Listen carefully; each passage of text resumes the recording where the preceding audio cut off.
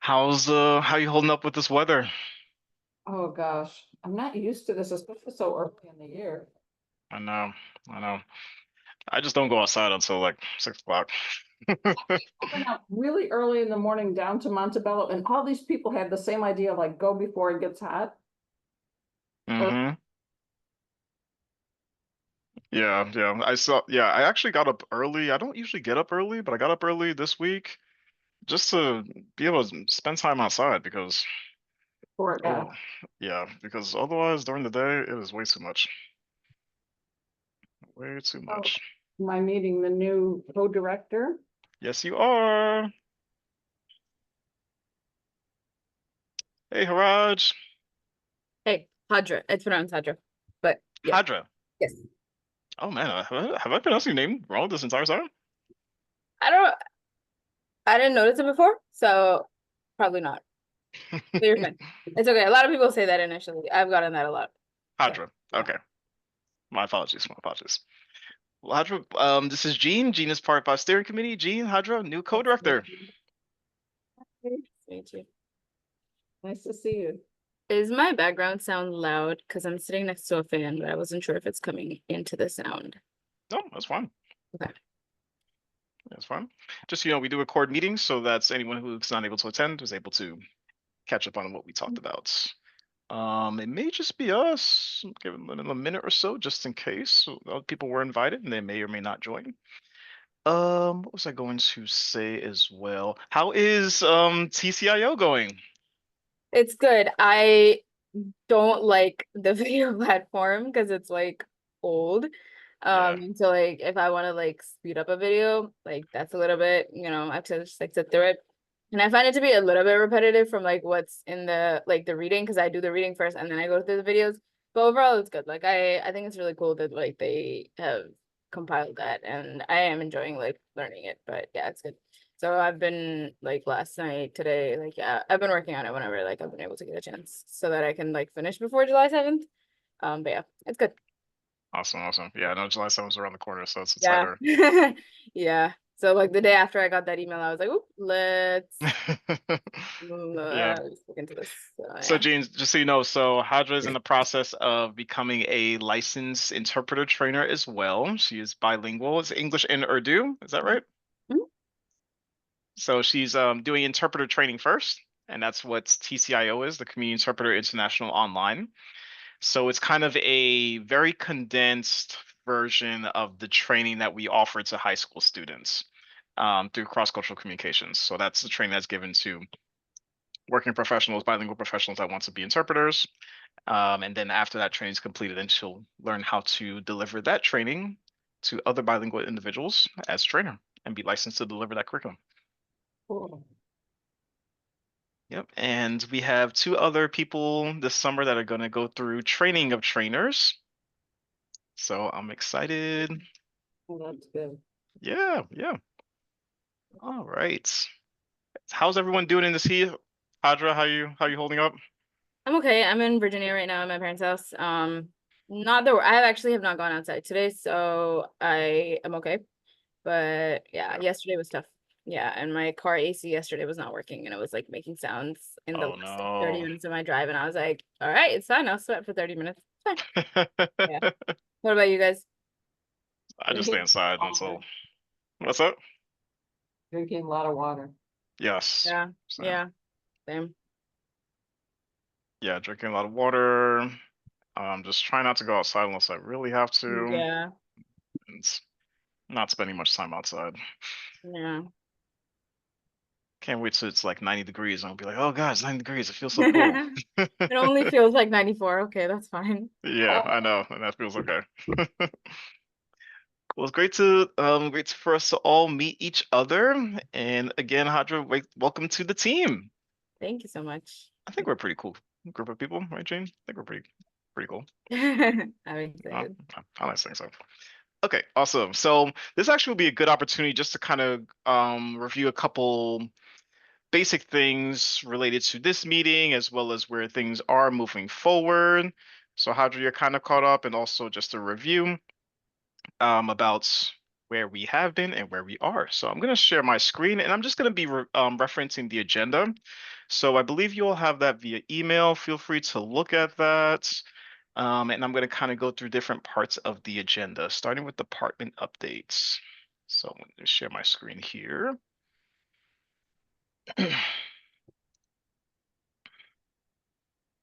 So again, same document that you all have. Feel free to look on your own agenda if you choose to do so.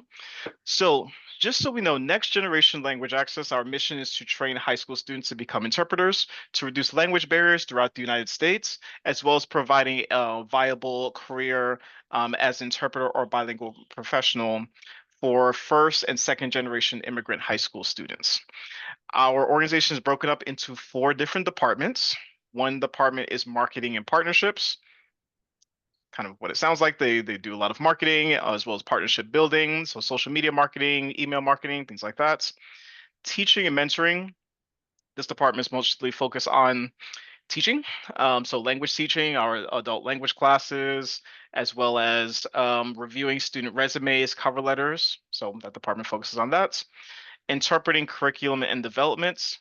This is not just enhancing, but modifying curriculum for the needs of high school students, providing the best curriculum possible to train high school students to be interpreters, as well as where our interpreter trainers generally interact. So our trainers, someone that's that is an interpreter trainer, probably knows a lot more about this department than the other ones because that's the one that they interact with the most. Now, because we're a small organization, practically like one person is usually doing multiple of these things, but this is how things are broken down as an organization. The last department that's not here is the administrative department, and that department is mostly focused on finances for the organization, strategic planning, budgeting, and grants solicitation, as well as grant management. So during each meeting, we just give a brief update into each department. That's again focused on the same mission of supporting first and second generation immigrant high school students to become professional interpreters and providing more professional interpreters into community settings. Make sense? Okay, awesome. So in terms of this, and I'll kind of come back to this because we have a couple internship positions. We have a marketing and partnerships intern position that's open, and we have a teaching and mentoring internship position that is open as well. So those are the 2 positions that we are looking to fill, and we have some opportunities to fill those positions. We also have a marketing coordinator position, and that person basically markets or presents about the interpreting program to high school students to get them involved, get them interested, engaged, have them apply, and start that selection process with students. And as we continue to build out our adult language classes, we'll have a position for a language teacher, ideally one language teacher, to teach those classes in the schools that we partner with. Those could be adult ESL classes or Spanish classes. And Jean's taking some of our Spanish classes. Yay. We're actually going to be starting up Spanish classes at National Academy Foundation, if you're available for that. It'll be the same curriculum though, so beginner Spanish, kind of what you did before, but you're welcome to join if you'd like to continue practicing Spanish. And the conversation group will also be there, so that's a good opportunity to continue speaking Spanish and practicing your Spanish skills. Makes sense? Any questions? Want to make sure we're all on the same page. I had a question about the interpreting curriculum and development. Is that for the curriculum that we're using to train high school students, or does that also have to do with like any curriculum that they're learning in school, or that's not? It's both. So the curriculum that and I'll see if I can just find the curriculum that is used around the United States for training community interpreters was developed by Cross Cultural Communications. They're the same company that developed the TCIO. So that is the leading curriculum for training someone to become a community interpreter. So we use that curriculum. We purchase their textbooks and their workbooks. I also have a really good relationship with Cross Cultural Communications. So we have a good relationship. We work together. But because we're working with a very specific population, I've also developed curriculum specifically for high school students. So generally this program, if I can see here, become an interpreter. If you work for some company and a company says, okay, we want you to be an interpreter for our company, we're going to pay for you to become an interpreter. It's generally going to be a 40-hour training program. And it's the same thing with the online program. That's a 40-hour online program. However, for our organization, our program is actually 100 hours. So it's 100 hours of training. There's a 60-hour version of training of the Community Interpreter International. So we offered a 60-hour version to high school students. We do 20 hours of additional interpreting practice. One thing that I always say is that if you're a working professional, it's always tough. You have to be there for a certain period of time, but then you have to go back to work, right? You can't just stay there and learn as much as you can in training. But the beauty of working with high school students is that they don't have to go anywhere. They're going to be in school anyway, right? So we can really invest in training them and providing even more quality training than the average adult working professional gets. And that's what we do. So they're coming in with additional practice with note taking. You'll learn about that in TCIO. Simultaneous interpreting. They also have more experience doing over the phone interpreting, video remote interpreting, because that's been added to the curriculum that we've created so that they have more expertise in those areas. Because we work with a high school student population as well, we also do career readiness. So in addition to the interpreter training that they're receiving or enhanced interpreter training, they also complete a resume, they do a cover letter, and they do job interview practice. The combination of those things makes our training 80 hours. So it's 80 hours of professional training. They also have to do a 20-hour practice requirement where they're using their interpreting skills in community settings and real settings and getting feedback and have us under supervision from a community partner. And that totals 100 hours. Cool. So it's based on the Community Interpreter International, but we do a lot more than what's offered in the Community Interpreter International. Good questions. Good questions. Any other questions about that? So our trainers basically, so our interpreter trainers learn the TCI curriculum, the one that you're doing now, but they also learn our curriculum and how to use both of those things when working with high school students. So that's what we do. Our students personally, not just personally, got a lot of compliments, are highly, highly trained. Again, because they go through a higher amount of training than the average adult. So they are doing really, just doing really good in the fields. We have graduates that were named Interpreter of the Month by a large interpreting service agency. It's the largest one in the state of Maryland. They chose one of our graduates because of his professionalism and his quality in terms of interpreting. We've had graduates that travel to different states paid by their company to work as interpreters. 2 graduates recently that have also been onboarded for a new interpreting company and they're always impressed by the professionalism of our graduates because the bar for them is higher than the national standard. So very proud of them. Anyway, so makes sense. Any other questions about that? Okay, so that's just a few department updates. Have some positions there that we can fill. Couple updates in terms of organization at large. This is a bigger this is a bigger update list because we are actually at the end of our fiscal year. We're doing a calendar year. We have to switch a fiscal sponsor, and in process of switching that fiscal sponsor, our fiscal year had to change from July 1st to June 30th. We're almost at the end of June, which means that we're almost done with this fiscal year. So looking back at this fiscal year, I'm not going to go in order in terms of these updates here, but we created a strategic plan in terms of having NGLA be an independent 501c3 organization, because currently we have a fiscal sponsor, and being able to bring in enough revenue, enough funds, so that we can operate independently and not be grant dependent in terms of our operations. It's going to take some time, right? It's going to take some time for us to be financially self-sustaining because we're a small organization. Really just started doing training last year. And so it's a bill that's, we're still going to be grant dependent for some time, but our goal is to move away from that and be able to bring in enough revenue each year so that we can sustain our own operations. Still taking grant funding. Sure, people can give us money. That's completely fine, but we're not dependent on it. That's the idea.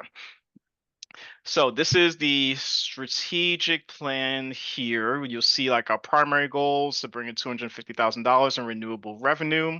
That means that revenue source is going to be there the following year across 5 different school districts by 2030. This is a 5-year strategic plan.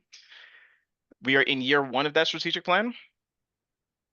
And our goal was to bring in $50,000 to $75,000 in renewable revenue. Do you know how much we brought in this year? I'm taking any guesses. 90. 90. Gene, what do you think? I don't know. I should know, but I don't. No guesses? 60? $105,000. Wow. We brought in $105,000 in renewable revenue. This is with Ohio. So our Ohio schools, we had 2 different school districts in Ohio, adult language classes and interpreter training programming across 4 schools. That's huge. So like we surpassed this goal by a lot. Our goal was also to partner with at least 1 school district during this year. Now we're offering training in Baltimore City, but we're offering training 2 different school districts in Ohio and also adult language classes in Baltimore County. So we're doing really well. I was looking at the numbers today. Where in Baltimore Sorry? County are the adult language classes? Where in Baltimore County are the adult language classes? Deep Creek Elementary School Okay, in and Essex. roughly what is the cost? $3,500 per semester. Okay. I was just asking because there are always people I know who are interested. Yeah, if those other schools that are interested in in having digging, adults. Yeah. And same thing for Spanish classes. If they want to do classes for staff, community members, or parents, then that's the cost per semester, and it's for up to 10 students. Oh, so is it 3,500 per student? No, per semester, and it covers up to 10 students. Oh, okay, so like the school district or whatever can pay that amount and then they can sponsor or find 10 people who are interested in taking that class, technically. Mm-hmm. Yep. Does that make sense? So that's where we are in year 1, which is amazing. I was like, oh wow, we did a lot in year 1. So we are very much on our way to being able to be a self-sustaining organization, defining that as, again, we bring in enough revenue from schools that we can cover all of our operating costs without being dependent on grant funding to cover our operating costs. Still taking grant funding. That's not saying no, but we're not dependent on it. We can move in different directions because of the services that we offer. You'll also see on this document too, the strategic plan tracker. I have to update this, to be honest, but it's going to show month by month, when revenue came in and what type of service it came in from. So if it came in from interpreting training, you'll say that. If it came in from adult language classes, you'll say that. And it's kind of broken down by each month, as well as partners list. So you can see current partners that NGLA has. So we're moving into year 2. July 1st is next week, and which would move into year 2 of this strategic plan. What are your thoughts just about this? Should we stay with the same numbers? Tweak numbers? Do we want to have the same goal, I guess, for next fiscal year? Now we're looking at 100,000 to 150,000 renewable revenue. Well, they say, under promise and over perform. So I guess the same could be true with income. So, since we know that it's likely you'll continue with these schools you already have, so that seems like a realistic. And then if we exceed it, so much the better. Yeah. Is it I'm sorry, Hydra? Is that Hydra. right? Yeah. I Hydra. mean, can you show me the number again? It was 100 Yeah, it's right here. 105.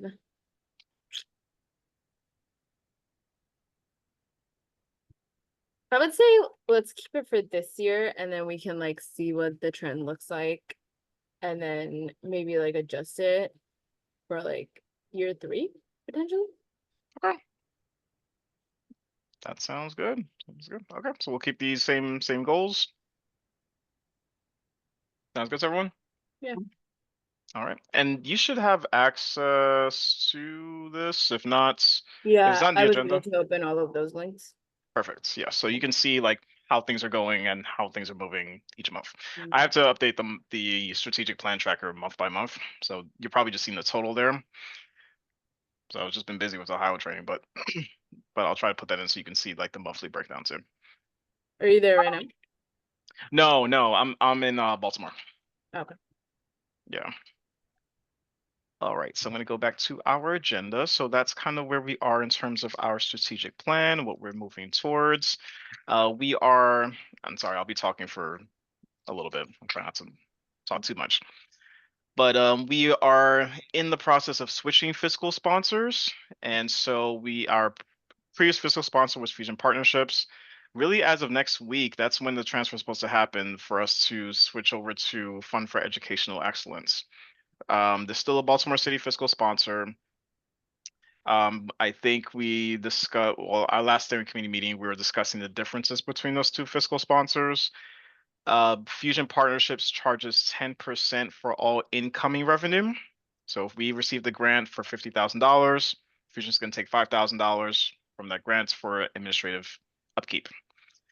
Fund for Educational Excellence charges 10% on all outgoing expenses. So they don't charge anything when money comes in, they only charge when money goes out. Now, and we signed with Fund for Educational Excellence already, so we are programmed under them. They also offer back office support for independent nonprofits. So as we transition to like become an independent 501c3, they can still support in terms of sending tax receipts, sending not donation. Well, they could probably send donation letters too, but managing grants and managing like money that comes in, bookkeeping, accounting, they do all that. Payroll, yes, that's a big one. Doing payroll. The big debate from last month was if we have money that has been already charged a fiscal sponsor fee from Fusion, and that money then is transferred to Fund for Educational Excellence. By law, it has to be transferred. So like charitable funds have to be transferred from one 501c3 to another. That essentially means we would be double charged because if we spend that money, then there's a 10% fiscal sponsor fee on that.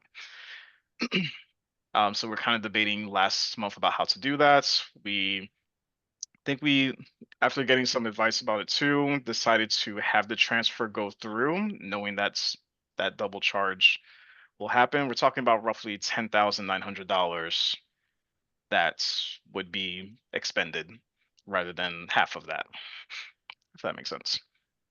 That's the bad news. The good news is one of our funders, Wild Gifting Projects, that was one of the organizations that was thinking about housing that transfer. Gene, do you remember that conversation? Wild Gifting Project? So I told them about the situation, and as of today, they're actually going to they're going to give us another grant of $10,900 to make up for that difference. Now that money doesn't go to Fund for Educational Excellence. So we have about $20,000 just with them that they're holding. We have $3,500 that they also gave us for developing into a 501c3, so paying someone to do the paperwork for that. So I wasn't able to do that. And they just, as of today, they also granted us $10,900 to make up for the difference with that. Who is this again? Who gave it to us? Doesn't make sense. Wild Gifting Project. Wild Gifting. Oh, cool. Yep, I can see if I can So that is something to celebrate. So I saw that email today. Literally, like it was probably like 4 hours ago when they sent it to me. Mhm. So That's amazing. this is a recent thing. A That's friend told me about amazing. this foundation, but they're not accepting new proposal right now. Oh my gosh, lovely. I'm glad you were able to get that before they pause it. I know. Yeah, they really admire the work that we do, and so they've been a big support and flexible support too in terms of like how funding can be spent. So that's been really great. So that is an update there. Let me see. Our Ohio training ended today as well. So I'll see if I can put some pictures in the WhatsApp group so you can see. I was training in one school for 3 weeks. 1 week I had to go to New Orleans, and we had another trainer that was training the entire time. Really good feedback from them. Very much looks like they're going to continue training, but we have a debrief meeting scheduled for Friday. Okay. Actually, Hadra, is that right? Yes. Gonna have to remind me. Are you around for that meeting? That's going to be that would be a good one to attend if This you're Friday? available. Yeah, this coming Friday. Sure. I think it's gonna be at 2 p.m. Yeah, that should work. All right, so I'll put you on just so you can kind of get an idea of how Yeah. those meetings work and all that stuff. So let me actually put you on there before I forget. Jean, you're welcome to attend as well. Don't want to make it seem that you can't attend. I don't think I can for that one. Sorry? I don't think I can for that one. Gotcha. No worries, no worries. All right, so you're on there. So that is Ohio. That was our first out of state school, and we did in 2 school districts with 46 kids. Yay. Wow, 46 is a lot of kids. It was a lot. Was it 46 at the same time? Yeah, because we had That's a 2 lot of different kids. schools. Not in the same school, so like 2 different schools, but it was happening simultaneously. There I was would one. say that is even more complicated. Yeah. Yeah, logistically, it was a whole thing. Like it was Yeah, that's still right. tired from that. The teachers were beamed in, right? But the students were in the class. Right. So, So but were like, you yeah, go ahead. were you the only adult in with 46 kids, or were there other adults as well? They had 2 assistants in one Right. school and 1 assistant in the other school. So there was someone there that was actually in person with the kids. But yeah, delivering training in that way is different than doing it in person. Yeah. And logistics for it were also A were lot of also it was a lot, but it's something that's one, it brought in a lot of revenue. So that's great. I think it's about $33,000 that Yeah. brought in from doing those trainings.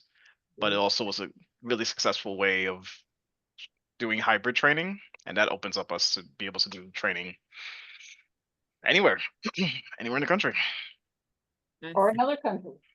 Yeah. or another country. Yeah, so it's a big accomplishment to be able to do that. So yeah, so we just finished that today, and so we'll be talking about that on Friday in terms of next steps. There is a district in Oregon called Reynolds District that sent us a contract because they would like to have their students trained to be interpreters. They have 2 people that are in Reynolds District that they would like to also have be interpreter trainers. We sent the contract back. I haven't seen any updates with that, so I was thinking they might be in your TOT, Padra, but I Okay. don't think at this point. No, you don't think so? No, I barely was able to get you in. There's Yeah, no way I can get 2 other people for in. that. So I'm How not many exactly people sure. do the TOT like per year roughly? Or like per cycle, I guess. Like their cap size, their classroom size, Yeah. 20. Oh, that's it? Mm-hmm. Oh wow. Okay. Yeah, they take 20 for each. This one's gonna have 21 because we squeezed you in there, but generally 20, and they do in the fall, spring, and summer. But we'll have, in addition to you, 2 other people that are going to be trainers that are going to be doing it this coming summer. Nice. Let me see. So we have we talked about summer TOT. That's going to be July 7th. It's July 7th to, I want to say the 31st or 30th, 20, no, 26, 20th. something like that. 25th, 26th. Is that last week of July? I can't remember Yeah, exactly when it's it is. until July 25th because I know I can't do the 24th, so then the last day is the 25th. Yeah. Gotcha. Okay. So we have 3 people that are going to be there. So we'll have 3 additional trainers. So we're expanding our list of trainers. We have 2 licensed trainers currently. Emma and Anna, they're awesome. They're going to be doing our summer school training in Baltimore City, at Patterson High School, and at Ben Franklin High School, Hmm. respectively, not at the same time. I'll take that back. It's going to be at the same time, but they won't be together. They'll one Nice. person will be at one school, the other's at the other school. If you are available, so Jean, Hadra, I'm sure they would love support just in terms of printing out things. If you want to be part of a role play, just If if you you, let it's me a know the dates, I can let you know which days I can or can't. sure. So if you're available, something that's I'm sure they'll appreciate. Now Is it in August? it's going to be in July, so July 7th to August 8th, Monday Oh. through Thursday. I will let you know. Doesn't have to be I every day. I can It's just definitely do some of those days because I'll be in Baltimore in that time. okay. Yeah, and it doesn't like it's 30 minutes and they should be okay. They both of them have trained before, Yeah. so just It be would I be nice think though to see like how to do it. right. Yeah. And that's what I think would be helpful to actually see what training looks like and like see the schools that we work into. Patterson would be a good one to go to. I think there's gonna be a lot more activity there than Ben Franklin. Actually, both will be good. Anyway. But yeah, so there is that. So let me see as well. We are participating in collectives. There's a lot going on. We're participating in collective. Collective. Gene, do you know about collective? No, I did collective last year. Let me see if I can find. Their website is not easy to find though. That is the thing. The founder of collective was actually part of Social Innovation Lab. Jamie Wooden. I don't know if you happen to know him. I still can't find his websites. Why is this hard? Collectively, here it is. So this is, oh, I've heard of them. yeah, so they have an event every year. I think it was mentioned in the Afro newspaper. Yes. Yep. So for Black-owned businesses, it's an opportunity for like it's a fundraising opportunity, and the goal is to raise $2 million in one day for Black-owned businesses throughout Oh, the city of Baltimore. For the Cool. last 2 years, they've raised $1 million wow. in one day. Wow, So okay. Yeah. yeah, I know it's like this. It's amazing. But yeah, so it's a really amazing thing to be part of. I was actually in a People do panel have with her money. yesterday. People do. Sorry? I said people do have money, you know. hmm Some people Well, do. actually, it's not. I mean, yes, people do have money, but it's also just one person giving $5 or $10 and having Yeah. many people giving $5 or $10. Mm, So it's really about like a community coming together to support yeah. businesses that they care about. That's pretty nice. So these are some of the businesses here. So we'll be participating in Collective as well. And just trying to see if we can raise $10,000 in one day. It's a little ambitious. Last year we raised $5,600, which I was surprised about. So we'll see if we can do it. Cool. What do you think about that? About that goal of 10,000? Because we could also change that too. It's ambitious, I know, but I mean, but a goal is a goal, you know. Like I feel like it helps to be motivated in specifically. I feel like events where like you have to like talk to a lot of people repeatedly to like ask them like throughout the day, like share what your mission is and stuff like that. I think it like it helps to keep on track and like keep you just like energized through it because asking in like one day events can be tiring sometimes because you know. But yeah. so there was actually a what was it? It was like a workshop about how to prepare for a collective. I think it's going to be August 8th, if I'm not mistaken. That's going to be the day. I believe it's going to be, yeah, August 8th. It's a Friday. So they're gonna have different events, but it's also about like how to develop a strategy for your fundraising goals for that day. So that's something definitely would love to talk about in more detail about how we can get to that $10,000, what that would really look like, and how we can build on what we've done before. Got some ideas, but I'd love to talk to you all about how we can do that. And that'll be like a post meeting task too. How just so you know as well, after each meeting, as long as I remember, because sometimes I don't, but after each meeting, there is a post meeting email sent up with like different tasks to do after the meeting. So that would be like one of the things in terms of like brainstorming ideas that we can talk about post meeting. All right, I think that I could do all organization updates here. Last one is Maryland Service Corps. Are we familiar with AmeriCorps? Familiar with AmeriCorps? Yeah. Gene, you familiar? Yeah, Okay. a person here. Are you're previous AmeriCorps? Yeah. Yeah. Mm, So Maryland Service Corps is kind of this like a state version of AmeriCorps. okay. So it's catered to high school graduates and is providing oftentimes like their first professional full-time work experience after high school. They give each they call them members. They give each member, I think it's $6,000 for education stipend when they finish. They also provide mentoring support, career development support, and that member is working in an organization. So doing real work. It's helpful for organizations such as ours. It's a full-time position. They have grants that pays the salary for that full-time position. It's at $15 an hour for, I believe, between 35 to 40 hours a week. It is each organization does have to be able to provide or pay for health insurance for that member. So they are required to have health insurance while they are working. And this kind of brings into this discussion item here, because I'm curious about, we currently have a partnership with Maryland Service Corps, so there's people that are messaging us saying, oh yeah, I'm interested in your positions. We have that language teacher position that I mentioned before in the teaching and mentoring department, so teaching languages, adult classes. We also have that marketing position that would market the interpreter program to different schools.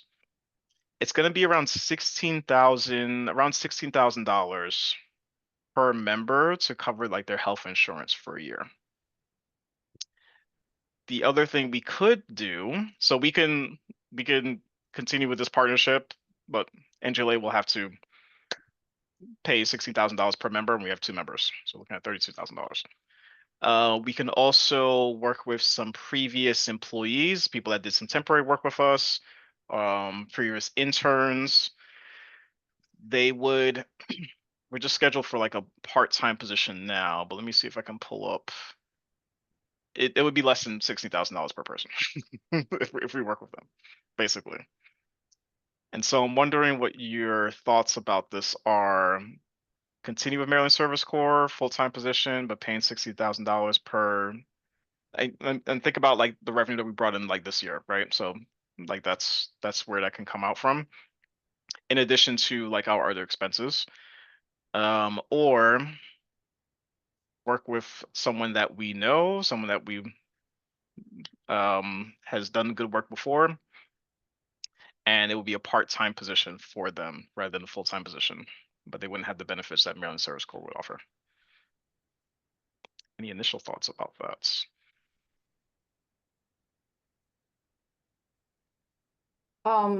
Do you think they'd be able to use the exchange if they were just a part-time worker that we already knew? Would they be able to use the health exchange under the Affordable Care Act to get their own insurance? Would that be affordable for them? I think the organization is supposed to provide that insurance. So No, they're I mean, the second choice, if we didn't use the Maryland Service Corps and we hired them part-time, would they oh get their own insurance through the exchange? I'm sure well, yeah, Or if they're they young should be able enough, to. or if they're young enough, could they get on their parents if their parents have insurance? They typically can. So that's the thing. If they, Because they're gonna be somewhere between 18 and probably 18 and 20, but 20 is kind of, they probably won't be 20 years old necessarily. Probably it's either 18 or 19. So they could be under their parents' insurance. My understanding, if unless I'm mistaken, is that we definitely have to have the budgets to provide that insurance, but I think we have to provide insurance even if they are under their parents' insurance, or they can choose which one. I think that's what they can do. I'm trying to wondering if see. if we do go with the Maryland Service Corps, like what long-term benefits we could also have from that, like if there are like networking or expansion opportunities that we get from that, if you know of that, like these higher costs could be Could go towards. beneficial to the people that we hire, but also to us in the long run. That's a good question. I'm not aware, like, currently of any potential networking opportunities. I mean, the first thing that comes to mind is I think there will be opportunities to network with other companies that have Maryland Service Corps members. Hmm.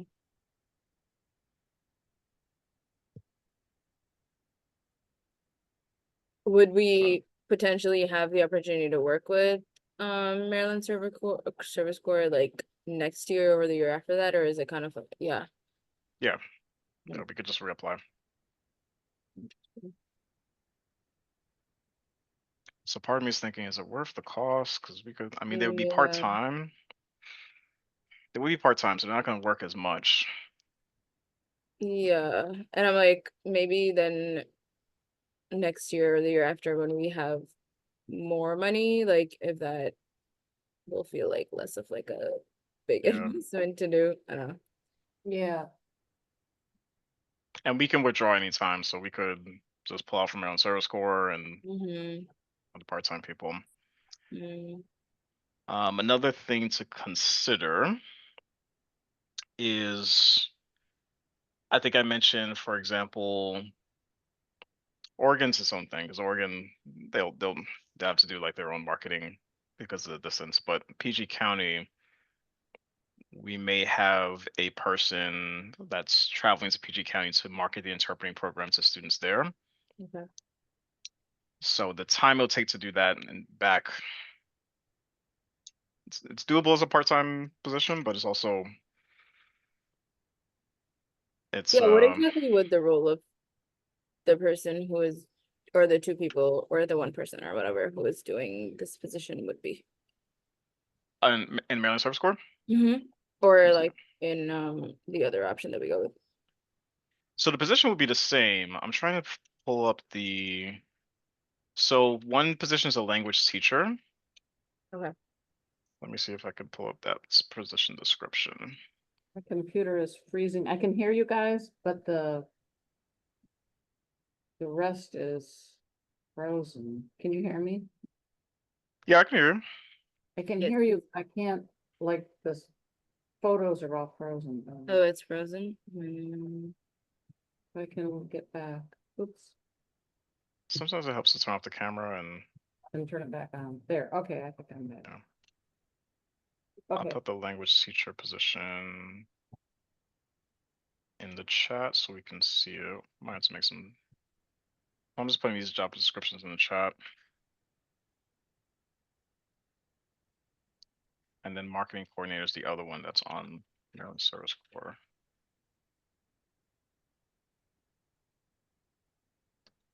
Nope, it's not us.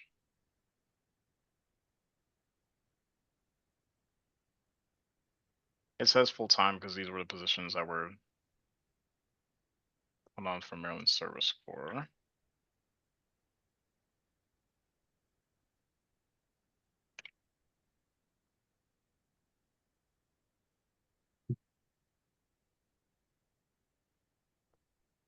So you can take a look at those.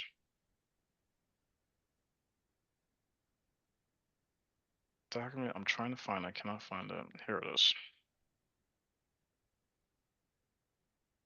Okay, so again, thinking it's going to be about $16,000 per member. if we were to pay for a language teacher,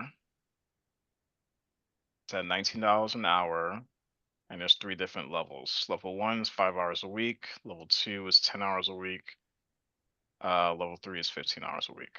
Mm, So the highest level would be $14,820. Now, it's debatable if we need that per se. Like we're offering language classes. Language classes meet for 2 hours a week. And we are currently offering language classes in 3 different schools.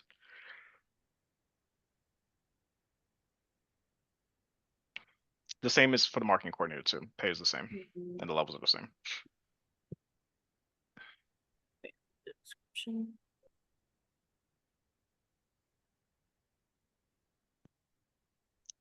And I'll put this in the chat too, so you can see these expenses. If you go to staff expenses, you'll see the cost for each position in NGLA. Mm.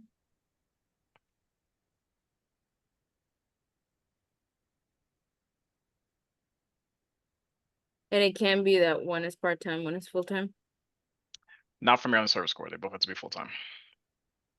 For But, like, us, we can do one with Maryland Service Corps and one not, right? we could. Oh. Mhm. Yep, we could. I almost feel like the hiring part-time without Maryland Service Corps might be good for this year.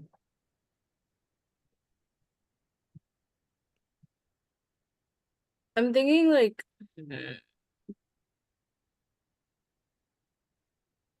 what would a part-time language teacher look like for us? Well, we had to decide the level, Okay. like what level we'd want to fund.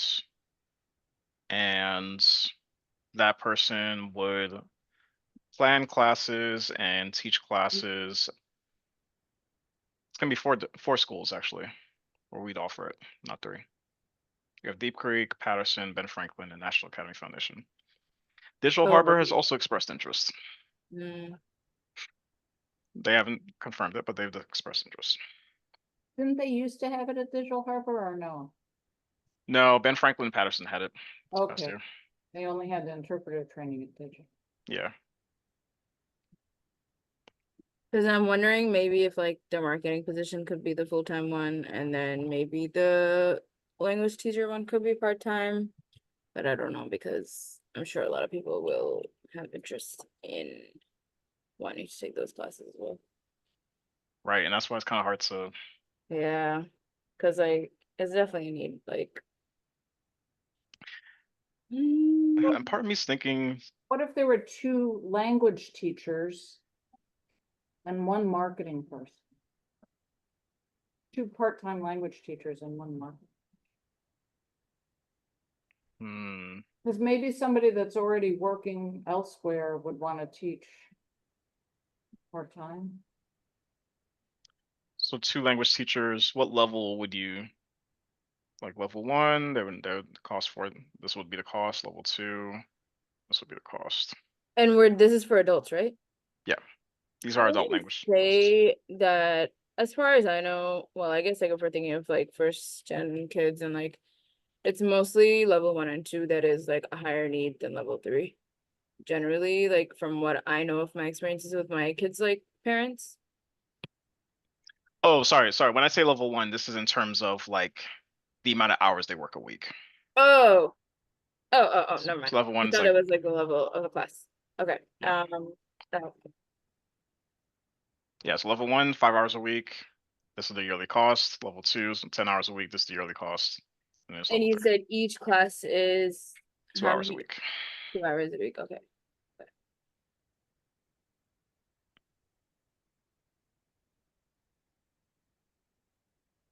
Well, if I'm thinking about it, I mean, right now, so Patterson, Ben Franklin.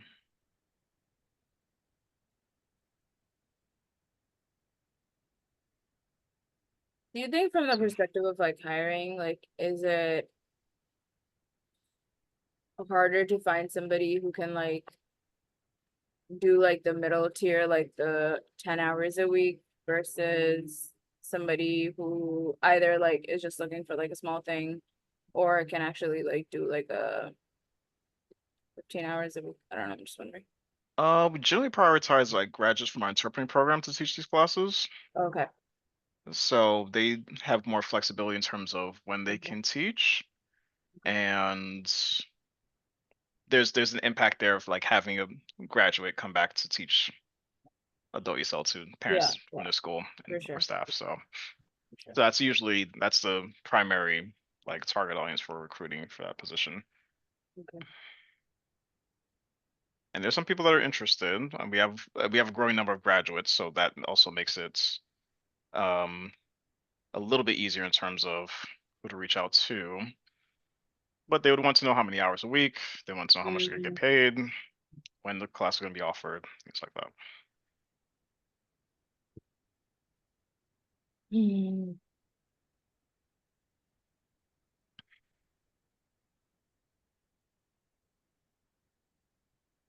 And the other thing too, that my other concern, if we were to get like a full-time language teacher through Maryland Service Corps, do they have enough work for full-time? That's the other thing I was thinking about as well.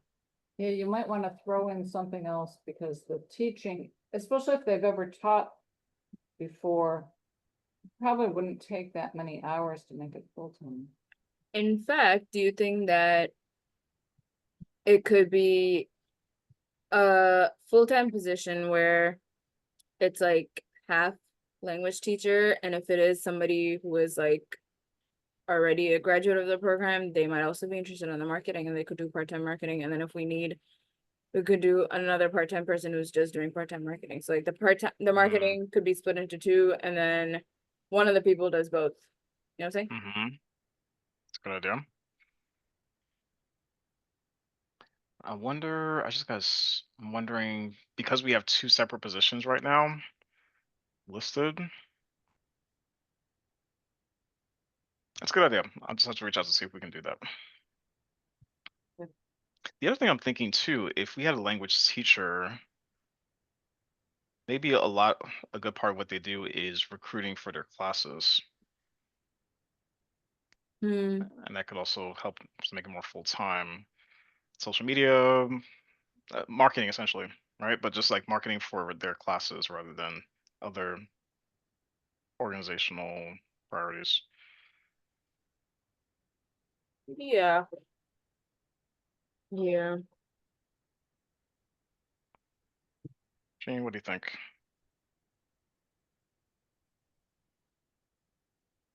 Think that might be something? Yeah, I do think it might work to have somebody who teaches and does some marketing. Because like once you find whoever's taking your class, then you don't really like your marketing work stops after that, you know? Yeah, and that's And then, although yeah, go ahead. with adults, it has been something where we've had to continuously like reach out because with Oh, parents because of their working schedules. Sometimes they can take it, and then sometimes they can't. I mean, looking to fill that spot. Sometimes the teacher's taking the English dropout. Yeah, Like Ben Franklin and everybody quit coming. I know, I know.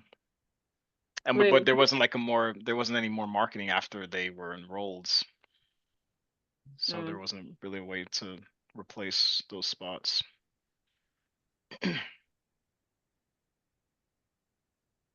Classes are free, school pays for it, so that also could be part of it. So hmm. we don't have to figure this out right now, but it's something to think about. We have Maryland Service Corps. We can choose to withdraw from the partnership, fund those part-time positions with revenue that was made this year. We could decide to have, as you mentioned, like have one position through Maryland Service Corps, and that person is marketing and teaching. um We could do that, or keep those two positions as they are in Maryland Service Corps.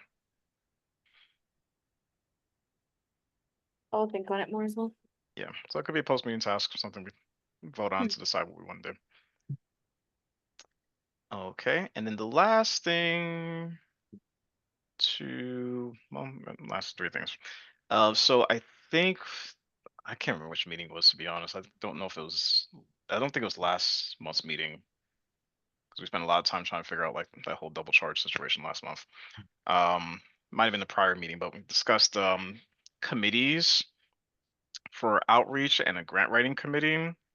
Purpose of these committees is like having a team to help with outreach efforts for next generation language access. They would also get training in marketing, and as well as like training in terms of doing outreach. So the person that's chairing that committee will get training in terms of how to run that committee, but then there also will be opportunities for each person in that committee to learn how to build those skills. Same thing for grant writing. People on our board of directors, as we transition here, so steering committee for now, but board of directors can be chairs for those different committees. We have these two. Outreach would essentially be, who do we know? What friends do we know? What colleagues do we know? Can we send them information for collective? That's something we want to do outreach since that's coming up. Ask them to donate $10, $15, whatever the amount we decide, and then see who follows through. Grant writing, as we have grants come up, it's learning how to write those grants, write budgets for those grants, as well as research other potential grant opportunities. The question I have for this is, when should we offer these committees? Like, when would be good days and times for you all for these committees? However, this would be good to attend like both of these. Mhm. Jean, if you're available for outreach committee, that would be something we talked about in terms of like helping with community outreach. And would outreach also include recruiting new schools? It can. Yeah, and so based on whatever we decide like in our meetings about what we want to focus on, like then the outreach committee helps to do outreach to that population.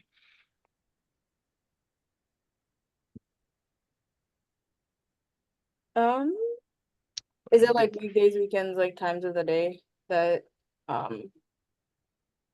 we want Yeah. it So to be like evening or? maybe it would be easier. Can we put our availability in the chat, like in terms of days and times? And then we can figure it out from there. We have some people that want to volunteer on both of these committees. Ideally, Okay. can start them in July. And these are still virtual, right? Yeah.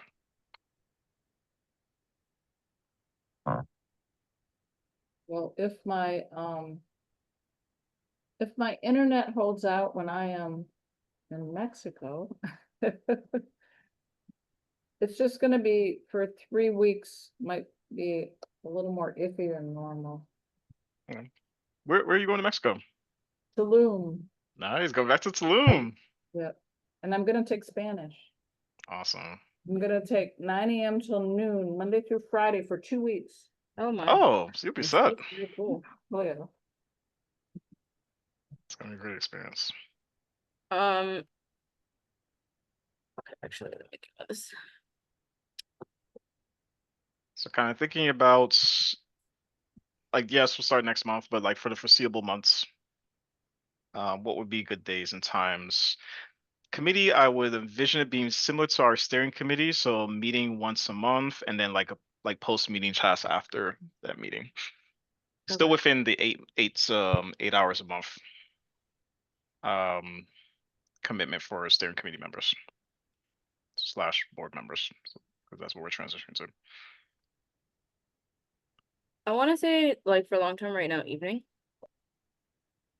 will be like they're like this 5 o'clock time was perfect for me. I think, Thursdays at 5 are excellent most of the time for me. Okay. Because I don't have too many other I'm good with a Thursday at 5 as well. Okay, so, and Jean, when do you leave for Mexico?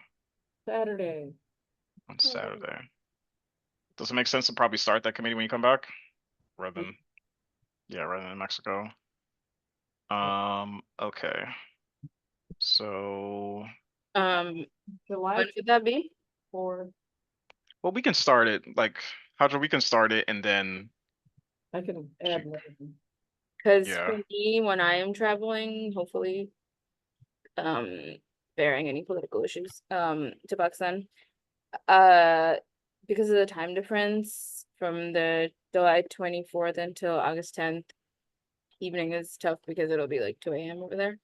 Oh, So for that earlier in the day, but also like if I have to, like once, it's fine. I can figure it out. I'll probably be up until late anyway, so I can probably make it work. I might have to skip. I don't know. Tell me when we're thinking about starting because there is a part of time where my internet I know is gonna be a bit iffy as well. in that. well, actually Thursdays in general, I usually don't have much going on, so the time of day is not really so important. And on the 24th of July, I'll be here. That's a Thursday, except for one doctor's appointment. And a lot of Mondays are also good. Yeah, Are we able to do July 21st? yep. I have nothing planned that day. July 21st, that's a Monday. That's good for Yep. people. Yeah, Yep. that should be In fact, I have, right now, I have nothing planned that day. And monthly, would that work? July Yeah. 20, like, that's a third Monday, I believe, of July. Third Monday of the month. Technically, oh yeah, never mind. Yeah, it's the third one. I was in like I think usually that's good. Let me look at my prior. Oh, wait. So Hadra, that would be right after TOT for you. Oh. Monday, it should be fine. I think. Or 6. You want to do a little bit later? Just give yourself a break. TOT for 5 hours. That's something to eat. Yeah, yeah. But we do get a break in the middle, so I mean, I think it should be okay, but it's okay. Like 6 is fine too. I actually would prefer maybe 5 if that works for you guys. Okay. Just so that like then if I have anything in the rest of my evening. All right, so we can do that. So this is outreach committee, right? Yeah, and I'm gonna send the calendar right now. I'm putting it in my calendar. That's the 21st. NGOA Outreach Committee. And do you want that to be a Zoom link as well? Google Meet, doesn't matter. I think either is okay. Google Meet's just easier since I'm on it right now, but we can always switch it if we choose to do so. Okay, so that's outreach, and this is gonna be, let me share my screen so you can see what I'm doing. Make sure this looks good to everyone. We're starting July 1st, repeating the third Monday monthly. Okay. Looks good? Yep. All right, calendar invite's going out. My schedule's crazy, so don't worry about the rest of my calendar. All right, grant writing. I need help with like grant writing like tomorrow, but yeah, we can we can start. What is it? So I need help with grant writing tomorrow. I am not open 5 to 6 tomorrow, but I'm open 6 to 7 tomorrow if you want to do that.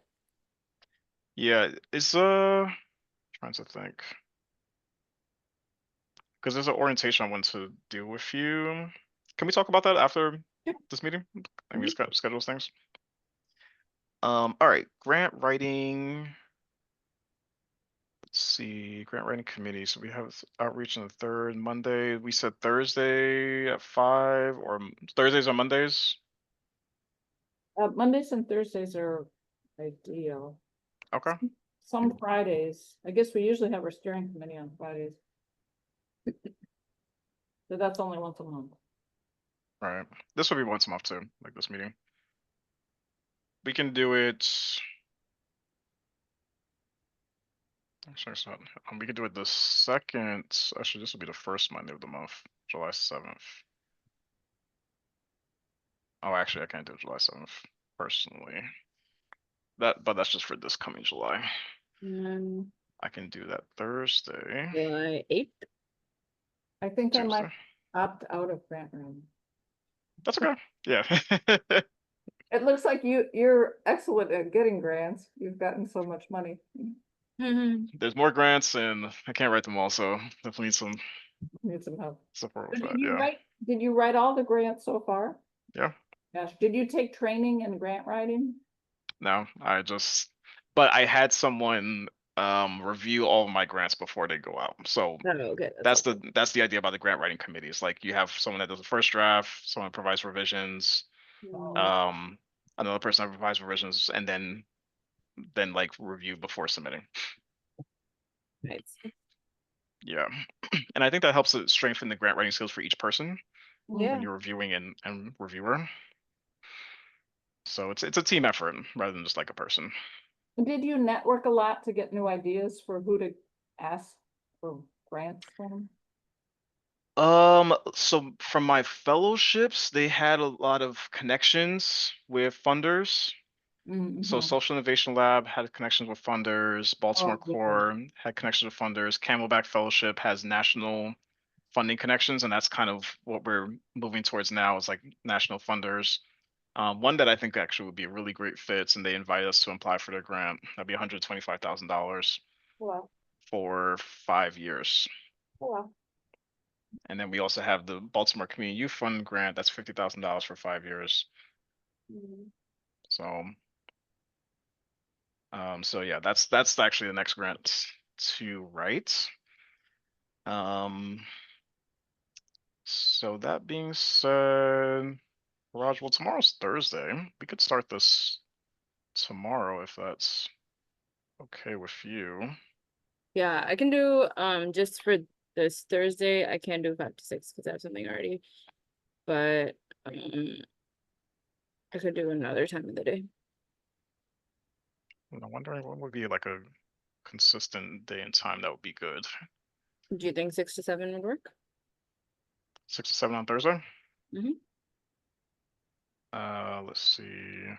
It could be the first Thursday of the month, July 3rd. And then we can do orientation tomorrow Sounds good. prior to that. Okay, so looking at July 3rd, why does July 3rd feel like there's something going on there? I don't see anything. Okay. Oh wait, July 3rd. Second. I can't do this specific. Actually 6 to 7. I should be able to do it. Yeah, I should be fine. Sure. Yeah. Okay. And we It's won't just be writing like before the long weekend, but yeah. right, and that's what I was thinking. Yeah. Yeah. Okay, so I'll put that there. And Gene, whenever you want to join grant writing, you are welcome to do so. I've been once in a while.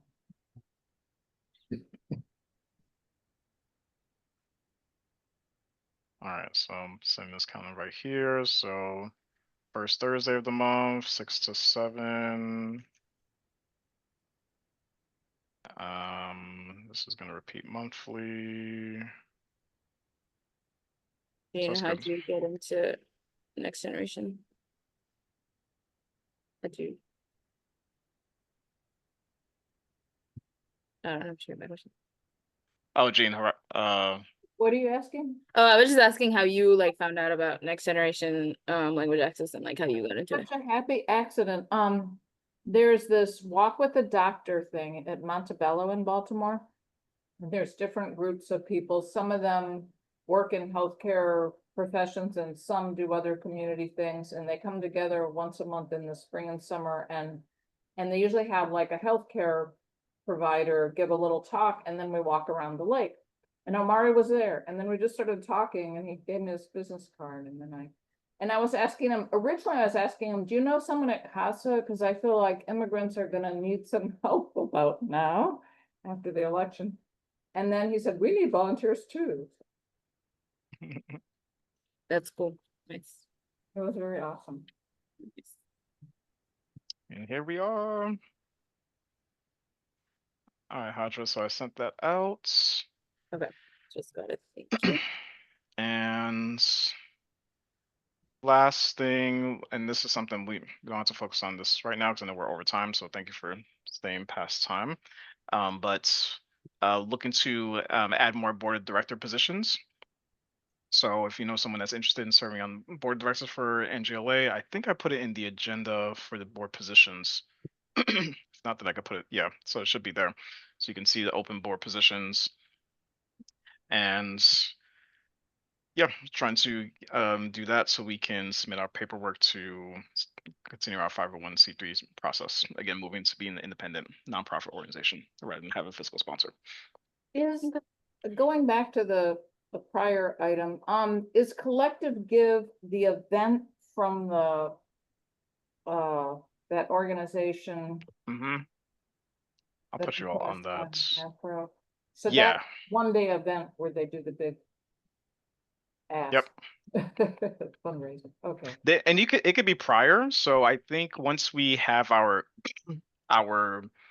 portal set up, like people can start to donate, but the donations are going to be added for Collective Day on that actual day. Okay. And I'll add you onto that calendar invite so you also have that Are we information. gonna have a flyer with the QR code and stuff? I think we had one last year.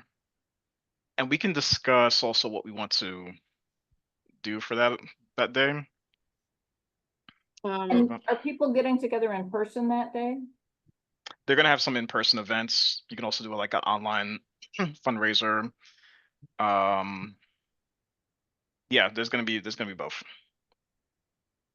But it's up to each organization to decide what kind of event they want to do. Uh-huh. And different foundations or individuals can donate to various organizations on the Collective website. Question. For the board member position interests, like, are these like people that we ideally want, right? Yeah. And the Okay. ones that are in bold are the ones that have been filled. Okay. I don't know if you probably already do actually, like communication with the multilingual people in Baltimore City schools. I haven't reached out to them about it though. Oh, okay. Because I was like, if you would, like, I kind of have an idea of like who the people are, but Yeah. Yeah. Yep, that would be helpful. That'd be 8 hours a month. It'd be similar to what we do. That'd be actually pretty much the same thing what we do in these steering committee meetings. It'd just be a board member position and have, the title of a board member. Yeah, I can we can talk more about it later, but I can also reach out and ask because I've emailed some of these people before about like other stuff. So Awesome. yeah. Cool. Awesome. Sounds good. I'm excited. Yeah. Yeah, things are growing. Okay. I was saying to someone last year around this time, like total, we had $22,000. Wow. Wow. At the end of this month, like we're gonna have over $100,000. I think it's really encouraging that these new schools are joining, and I bet they'll want to continue because they see how beneficial it is. Right. Yeah. Every school up to now has indicated they want to continue. Ohio's one I'm meeting with on Friday. Hadra and I will meet with them on Friday. And adult language classes, I think there's a lot of opportunity to expand there. So yeah, I would personally want to see some in West Baltimore as well, just from my own experience of having my kids like parents connect to language classes, but yeah, because most are usually like in like the East Baltimore area, but Yeah, would love to expand there. And it could be elementary or middle school, it doesn't have to be high school. So it gives Yeah. us more flexibility in terms of schools. it's just, I know a lot of, by the end of this year, a lot of schools did not have a lot of money, sadly, for a lot of things. So like, there's like no summer school in so many like schools in Baltimore just because they didn't have funds for it. So, Yeah, but hopefully things are better next year in that. Yeah, yeah. It's also something for us to think about just in terms of potential backup plans. If there's a budget cut, Yeah. how do we continue moving with that strategic plan? do you know for a lot of the schools, which funding within their school they're paying for the interpreter training out of? Fair school funding is what I've heard. Like the general budget for the school, or is there a special, Fair student funding, that's what it was. Fair student funding. what was it? Fair student funding. I'm not sure if every principal is using the same budget, but I Oh. know at least one principal used fair student funding to pay for training, Mhm. and it's funding allocated based on the amount of students that they have, that school has, and resources that school has. So that's they have, and it's holistic funding, so that those funds can be used for academic support or extracurricular support. Oh, So cool, they use it for this. that's good. Yeah, what that looks like next year. I will say also a good amount of schools prepaid for service with this year's budget because they knew they were going to have budget cuts next year. Oh, wow. So that's also something that happens. Mhm. Yes. I'm not sure if you can legally do that, but that's what they did. So, so No, that's what happened. the I adult don't know. language classes, another place that, we could advertise those is in the public libraries. But sometimes if people are going to the public library and the school is nearby, they might see a flyer or something. Mhm. Yeah. Because I've seen other ones like, I think Patterson Library, I think, was offering some last summer, but it was just like a lady who was doing it. It wasn't like a librarian or anything. It was just like somebody who, Volunteer. yeah, volunteered, I think, or maybe it was working. I'm not sure, but yeah.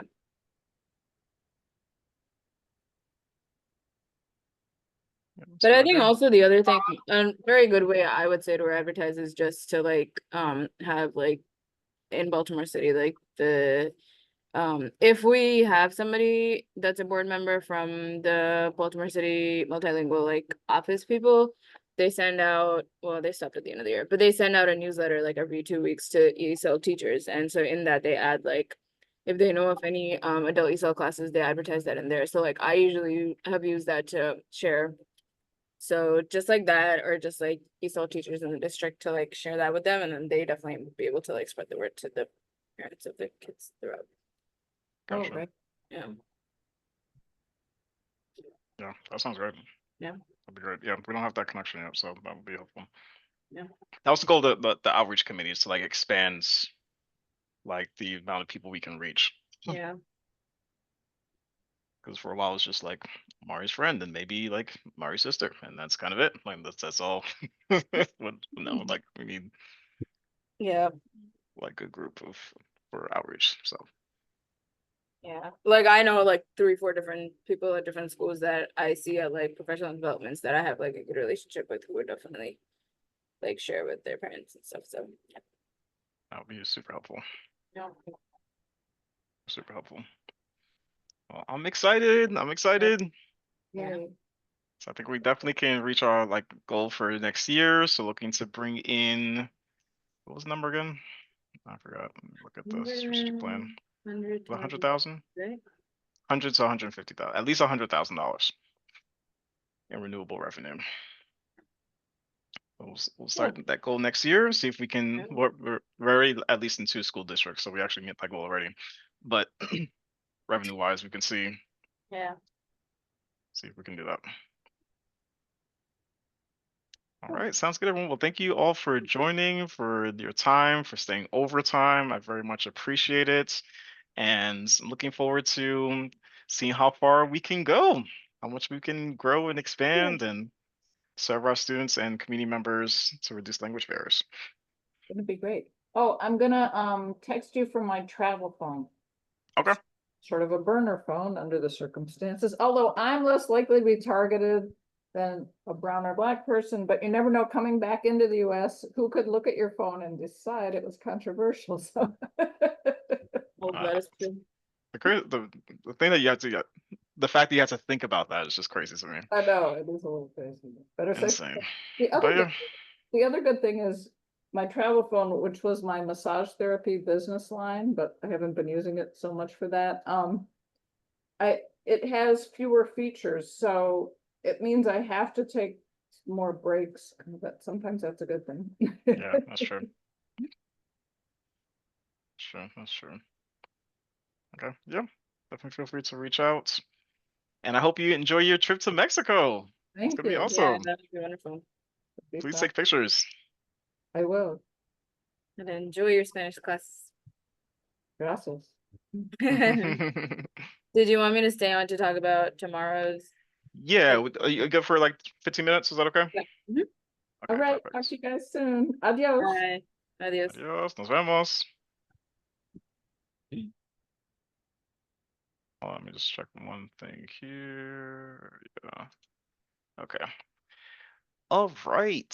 So let me stop recording here.